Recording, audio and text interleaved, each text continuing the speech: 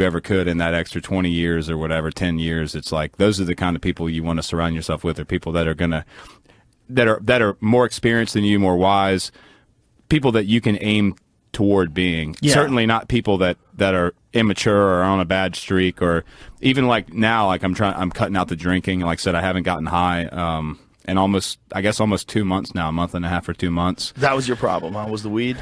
Yeah, it was. Well, the problem for me was, I knew that I needed to do this. Like I knew I needed to. I procrastinated with music a long time. I mean, I'm 31. I've been playing guitar and singing on and off since I was a kid. Like my grandma was in a band years ago, and so I remember as a little kid, what got me interested in all of it was going, Dukes of Hazzard when I was a kid. I was like 5, and I used to sit with my grandma, and we'd sit and watch Dukes of Hazzard and watch Waylon Jennings pick that guitar. Of course, I had no idea who Waylon Jennings was, but that just I just fell in love with that, and so grew up listening to like that 70s country, and she loved all the old stuff like the 50s and 60s, and even in the 70s, even, Janis and all that. And so like she really introduced me a lot into music when I was a little kid. And so like I just kind of held on to it, but never pursued it the way I should. And then I'd play at a bonfire party, or I'd play at whatever, it's a friend's house, and everybody's like, man, you got to do something with this. You don't want to waste this talent you've got and whatever. And that would almost make me feel even shittier, because I'm like, oh man, I suck. Like I'm such a piece of crap for not doing something with this. And so, yeah, like when I was outside of work, it's like I'd drink, I'd get just absolutely stoned, and I would just sit around and try to think about anything but what it was that I really needed to be doing, which was like,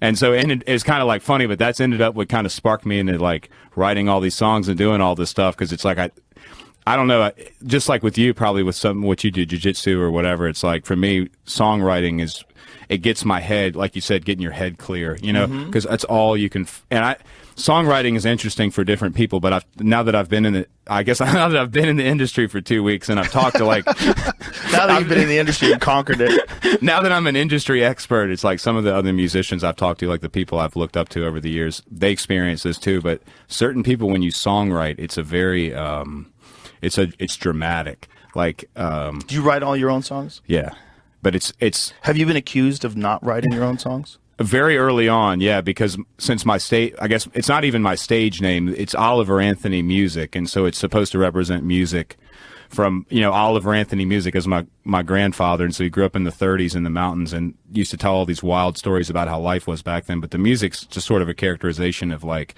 that period in time and those people, and that's. So yeah, so your real name is not Oliver? Christopher Anthony Lunsford is my real legal name, and so that's what's on like if you look up the songwriting. Why did you decide to sing as Oliver Anthony? Just in well, like I said, I have it. I just had the YouTube channel listed as Oliver Anthony Music, just because like that's sort of the demeanor, or the, like I said, the character I was like that older Virginia style music, like. If you go on YouTube and you look up that type of music from back then, like those old recordings of people, like that's what I just love, that type of stuff. Do you think you're going to keep that name?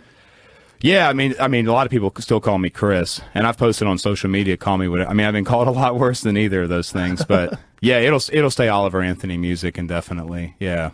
It's a special name, and it's a special name to me not only because it was my grandfather's name, but it's sort of like, to me, it reminds me of how different things were back then. But he was born Oliver Anthony, but everybody called him Anthony growing up, and so like he always thought his name was Anthony Oliver, and last name Engel, and so like it wasn't until he was in his 60s and going to retire, he realized that his name didn't match his birth certificate, so he had to actually change his legal name when he was in his 60s. But it's because he thought his name was Anthony Oliver. Yeah, and so his whole life. But his legal name was, and so it's and his parents named him. So it's just like, but all the paperwork back then was so scattered up because a lot of people were illiterate, and of course documents weren't tracked as well as they are now, and so it's like there's people in the family that have a different spelling and it's the same last name, but a few letters are different and stuff. But it's just kind of cool, like but he just thought that was crazy. He had to change his name when he was 65 so he could draw his retirement and all, because his social security and everything was under a totally different name. But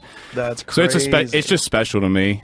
He's like the only other one in the family like me. Most of our family's like average height, 6 feet and under, but he and I were both 6'6", redheaded, left-handed. Like I don't know, in a lot of ways I just I thought it was special to kind of respect him. He passed away in 2019, and that's kind of when I guess that's when I first kind of adapted the name for the music. I didn't really get serious with anything until probably 2 weeks ago. Yeah, until a couple weeks ago. Probably until I think I uploaded the first original, like when I decided I was in it to win it, and I really wanted to make this thing happen. It was probably probably May of last year when I uploaded "Ain't Got a Dollar," or it might have been "Rich Man's Gold" was the first one I uploaded on YouTube. But that's when I decided, like, all right, I'm doing this thing. But yeah, so you were just smoking too much weed, drinking too much, and just procrastinating. Yeah. And so that, and you know, like, anxiety is definitely something that's underestimated. You know, I used to not laugh about, but I used to just not really understand when people talked about mental health and anxiety, because everyone gets stressed out over stuff, and so you think of anxiety as being just like this normal phenomenon everyone deals with, but your mind can really put you in a dark place to where that thing it just holds on to you like you know, and it just makes it very difficult for you to do anything. And so I spent at least 2 years of my life almost constantly just having what felt like just a knot right here, just wrenching at me. Well, that's especially true for people that are pursuing a non-traditional life, you know, that doesn't have any guarantees. It's a wild life to try to be an entertainer, like to just to choose to try to make it in this wild world of people that are singing and making songs, and you want people to pay attention to you. Like, do you know how many fucking people are singing? Yeah. How many people can sing? How many people are recording things? And now with YouTube and the like, how many people are putting stuff up on the internet for other people to enjoy? It's a lot. Well, the idea that you're going to stand out. So that you're filled with anxiety just because of that, because this future's uncertain. Yeah, I think for me, a lot of the anxiety came from me just feeling like I was running out of time. Like I knew that I had an ability to pursue this and kind of take this adventure on, and I just had kept, like I said, for 10 years or more, I'd pick the thing up for a few months and then I'd put it down, and just always doubting myself, you know? Yeah. Well, I think it's, I mean, the universe in some weird way always sort of finds, like, for people that become very successful, especially like yourself, it's almost like that's the best way to do it. Like, I've never met anybody where I was like, your way to do it is the wrong way to do it. Like, everybody that I meet that becomes successful, especially like overnight people, it's like, oh, I see all these well, that's why you're good. That's why you're good. You're good because you had a real life. Like,